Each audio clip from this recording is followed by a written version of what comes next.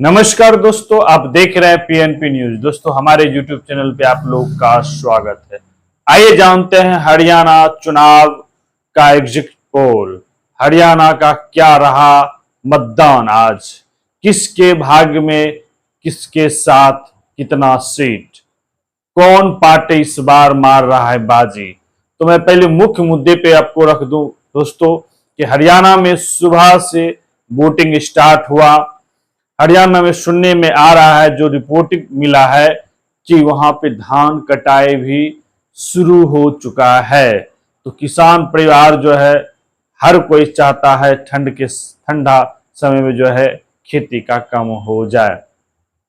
तो सुबह जो एवरेज था, करीब वोटिंग परसेंटेज बहुत कम था। करीब 1 बजे तक जो है अब 40+ % जो है वोटिंग हुआ और 3 बजे तक का जो रिपोर्टिंग था, करीब 55% आसपास वोटिंग पहुंचा।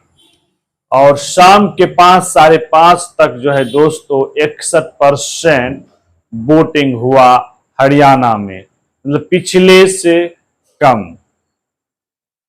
एक ऐसा विधानसभा है जहां सबसे ज्यादा 67% हुआ, वह है यमुना नगर।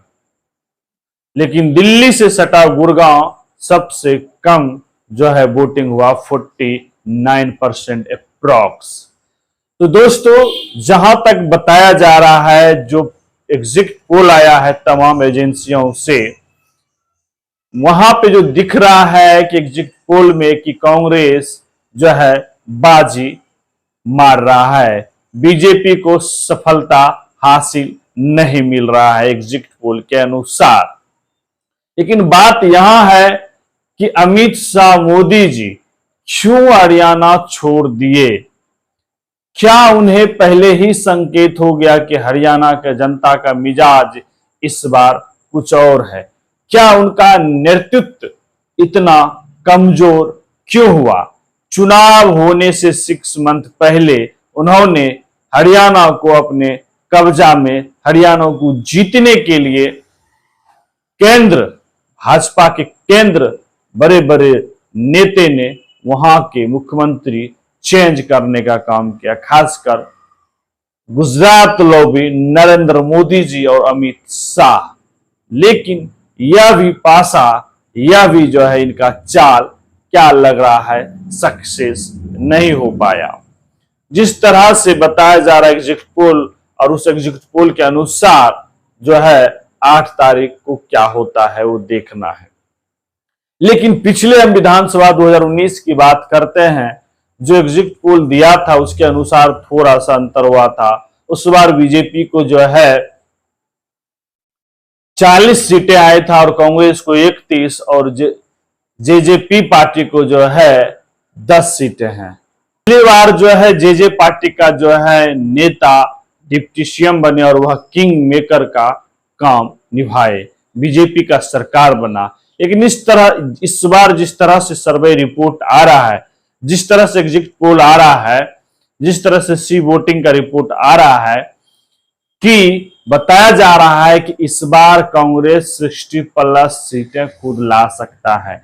लेकिन वोट ऑफ परसेंटेज जिस तरह से वोटिंग हुआ है, 61% जो है प्रतिशत मतदान हुआ है हरियाणा में, अप्रॉक्स प्लस जो जा सकता है 5:30 बजे तक।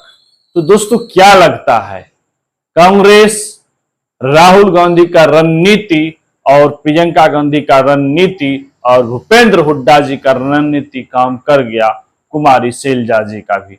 जिस तरह से कुमारी शैलजा जी, सुबह आपने देखा होगा कि वह वोटिंग डालने जाता है तो उनसे जब एक मीडिया बात करता है, क्या आप इतना मेहनत करते हैं, इतना बड़े नेता हैं, क्या आपको हरियाणा में मौका मिलना चाहिए? तो उन्होंने कहा, यह काम हमारे नेतृत्व दिल्ली से करते हैं। हमारे पार्टी देश की सबसे बड़ी पार्टी है, नेशनल पार्टी है, और वहां बड़े नेतृत्वकारिता जो है नेता लोग करते हैं।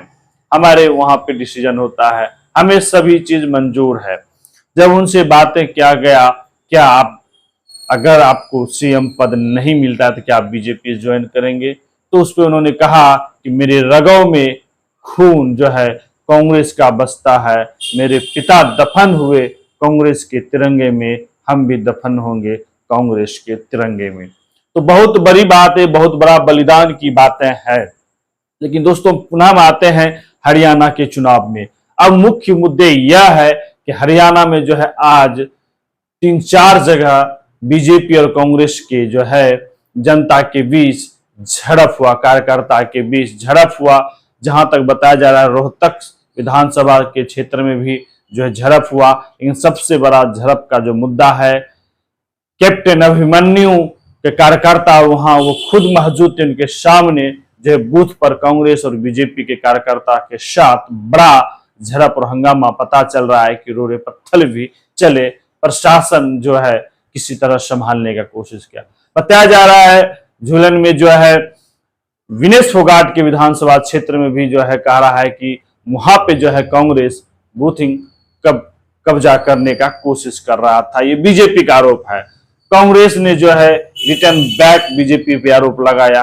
लेकिन बात यह है कि ईवीएम के समय में भी अगर बूथिंग कब्जा होता है तो यह भी बहुत बड़ी बात है। जिस तरह से इलेक्शन कमीशन राजीव कुमार जी जो है बातें कर रहे थे प्रशासनिक व्यवस्था का, और जिस तरह से उन्होंने हरियाणा के साथ महाराष्ट्र का चुनाव नहीं किया, नहीं कराने के बाद भी अगर ये हाल होता है हरियाणा में, और जिस तरह से बड़े दंगे हुए, कम से कम अगर उसे 4-5 दंगों के साथ मिलाया जाए तो बहुत बड़े दंगा जो है हरियाणा में हुआ।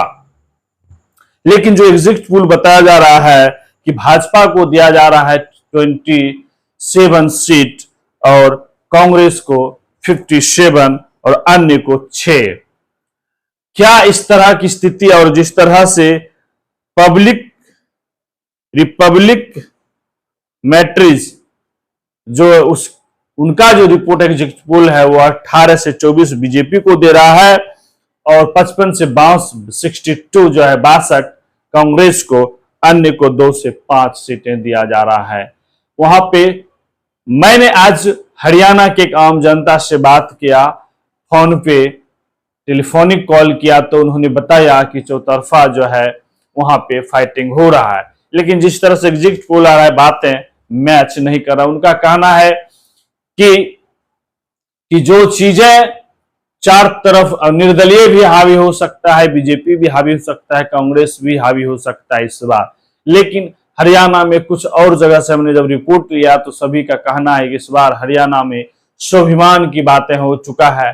लेकिन एग्जिट पोल जिस तरह से बताया जा रहा है, जैसे ध्रुव रिसर्च जो है वह उसका जो एग्जिट पोल सीधा बीजेपी को 27 सीट ही दे रहे हैं और जे पार्टी को इस बार 1 से 2 सीटें दिया जा रहा है, मतलब अन्य 6 निर्दलीय मिला के 6 सीटें आ रहा है और कांग्रेस जो है सरकार बनाते हुए नजर आ रहे हैं।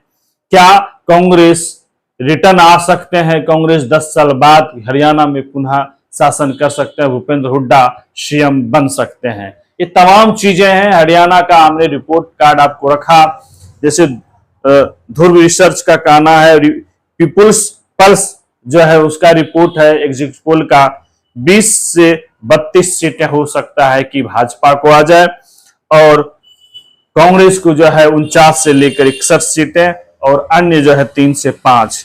तो इस तरह की है। लेकिन वोट ऑफ परसेंटेज 61% है। लेकिन एक बड़े विश्लेषक का कहना था अगर 70% से ज्यादा वोटिंग परसेंटेज होता तो 70 सीट भी कांग्रेस जा सकता था। लेकिन नहीं, वोट ऑफ परसेंटेज जो 61% हुआ और इससे अनुमान कांग्रेस का वोटिंग परसेंटेज जो है 1 अक्टूबर से जो है बढ़ना स्टार्ट हो गया। राहुल गांधी की जो नई रणनीति के साथ वहां जब उन्होंने राजनीतिक किया तो वोट ऑफ परसेंटेज बढ़ा। प्रियंका गांधी ने जिस तरह से महिलाओं को एक तरह से कवर करने का जिस तरह से उन्होंने किया, विनेश फोगाट वहां पे बड़े बड़े मुख्य चेहरे हैं, जिस तरह से नवाब सिंह मुख्यमंत्री हैं भाजपा का, उन पे भी बताया जा रहा है अटकले कि वो भी सीटें अपना हार सकते हैं। तो बहुत बड़ा सोचनीय है बीजेपी के लिए। और सोचनीय यह भी जरूरी है कि बीजेपी ने हरियाणा में जो है खुद ही उनके बड़े नेता सरेंडर कर दिए। ये बहुत बड़ी मायने बात है और ये चीजें आगे देखना है। हरियाणा का एग्जिट पोल और जम्मू कश्मीर का भी चुनाव को जो है नतीजा 8 अक्टूबर को आएगा दोनों राज्य का। और दोनों राज्य में जिस तरह से जम्मू कश्मीर का भी मैं थोड़ा सा कोडिंग कर दूं कि कश्मीर घाटी में बीजेपी ने 28 सीट पर चुनाव नहीं लड़ा, वह जम्मू में जो है टोटल सीट पे लड़ा। लेकिन उनका जो अंदरूनी ब्रेकिंग खबर यह आया है कि अमित शाह का ही रणनीति था कि हम चौथे समीकरण को समर्थन करेंगे, निर्दलीय को समर्थन करेंगे और जो छोटी पार्टी है उसे हम लोग समर्थन करेंगे और सरकार बनाने का काम करेंगे। बीजेपी का जम्मू कश्मीर में टारगेट है कि 35+ सीटें जो है वह जम्मू से लाना चाहते हैं, क्योंकि उन्होंने 10 साल वहां चुनाव नहीं करवाया और जम्मू कश्मीर में जिस तरह से वहां के जनता ने माहौल बनाया है और जम्मू कश्मीर की जनता ने 10 साल बाद वोटिंग डालने गया है, लेकिन एक गूगली वहां पे जो है बीजेपी ने चला कि जम्मू कश्मीर घाटी में जो आबादी के हिसाब से 51 सीटें जो है वहां होना चाहिए और यहाँ पे जो है जम्मू में कम होना चाहिए, लेकिन उन्होंने वहां भी सीटें घटाया और जम्मू में सीटें बढ़ाया। तो यह भी एक चाल है अपना राजनीतिक को बड़ा करने का और सरकार बनाने का। तो बीजेपी अपनी हर स्थिति में, हर परिस्थिति में जो है अपना सरकार बनाना चाहता है और वह कोशिश जारी रहता है। देखना है 8 अक्टूबर को क्या नतीजा आता है, क्या 8 अक्टूबर को जो है कांग्रेस या बीजेपी जम्मू कश्मीर में किसके साथ जम्मू कश्मीर और हरियाणा भी किसके साथ। हरियाणा जो है, हरियाणा पंजाब के बारे में बताया जाता है कि वहां किसान का सबसे बड़ा दबदबा होता है और इस बार हरियाणा का किसान किसके साथ है यह देखना है।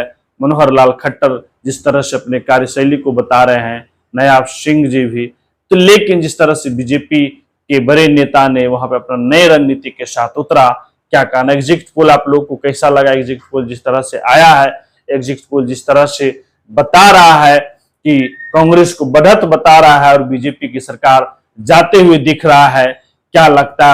आप लोग भी अपना राय प्रतिक्रिया जरूर दीजिएगा और मेरे चैनल पे नए जुड़े हैं तो सबसे पहले सब्सक्राइब करिए, लाइक करिए, शेयर करिए और सहयोग करिए। आपको हमारे चैनल में सब्सक्राइब के बगल में ज्वाइन बटन दिखता होगा, उसको क्लिक करिए, ज्वाइन करिए, मेंबर बनिए।